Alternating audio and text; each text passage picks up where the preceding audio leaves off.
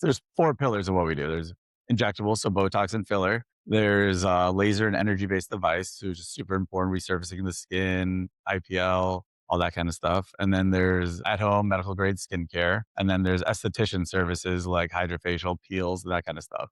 So that's SD Botox. There's currently 11 of those. And then me and my best friend, we got more into the wellness side of it all. So we have two offices. It's called Hormones and Wellness by SD Botox. And that is not, that's like, so it's, we deal with a lot of like hormone replacement, men and women. Men are just testosterone. Women are, they'll do like, estrogen, progesterone, testosterone. And then we're super into the peptides, which are just having a moment right now. And that's all done out of that office as well. And then we do recovery modalities. So we do like DEXA scans, lab work, and then we do like saunas, cold plunges, cryotherapy. Red light bed, hyperbaric oxygen, all the health and wellness side of this business. So it's like they're sister companies. This is more aesthetics and this is more wellness. Right, right. And on wellness, you can do more preventive care so people can have the options of whether they want to have a aesthetic operation or they want to prevent it.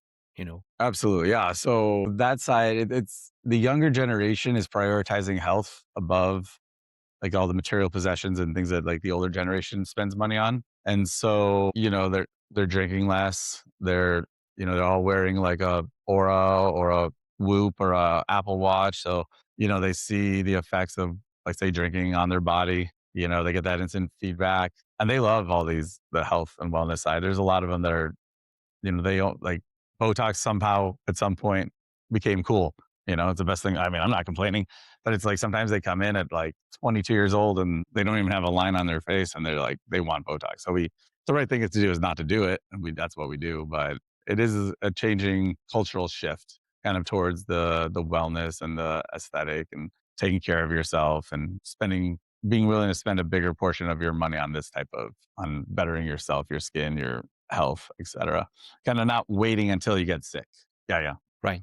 Right. Yeah, I think it's important because now you can provide both options, right? And coming from a world where, you don't hear anything about this type of operations until you hear, a bad case. Like I remember Meg Ryan, she had a beautiful face and then she got a really bad operation, right? And everybody was kind of talking about that, right, at that time.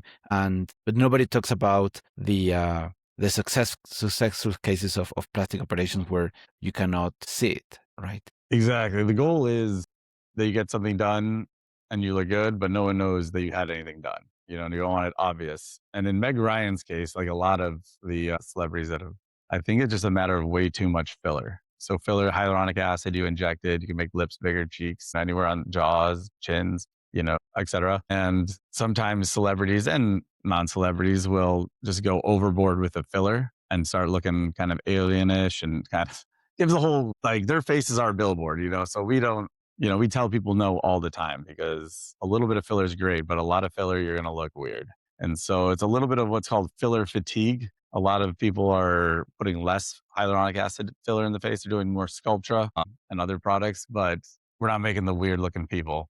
I like to think we never did at SC Botox, but, as a society and as an industry, I think we're backing off of like overfilled cat lady looks. Right, right. Yeah. And I've seen more on the women, this idea of owning their age, right? Rather than just trying to, present themselves as young, even though they're not. Yeah, absolutely. It's not about looking younger necessarily. It's just about looking your best. There is a little bit when you put certain procedures, the quality of the skin, placement of the filler, et cetera, that you do achieve a little bit of a more youthful appearance, but it's not really the North Star primary goal. It's really just making you feel beautiful in your skin. Right,